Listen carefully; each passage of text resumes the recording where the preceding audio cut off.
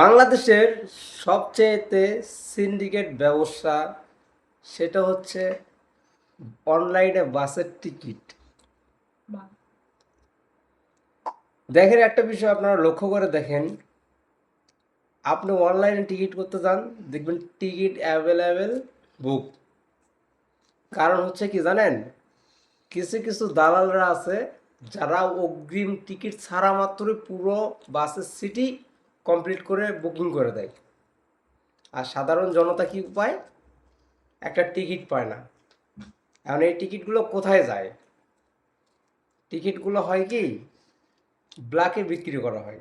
যে টিকিটের দাম মাত্র থাকে 650 টাকা, 550 টাকা, সেটা হয়ে যায় 1250, 1450।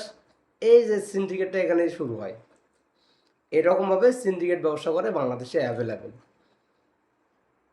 আর আমরা সাধারণ যারা জনগণ আছি তারা ভোগান্তির ভিতরে পড়ি।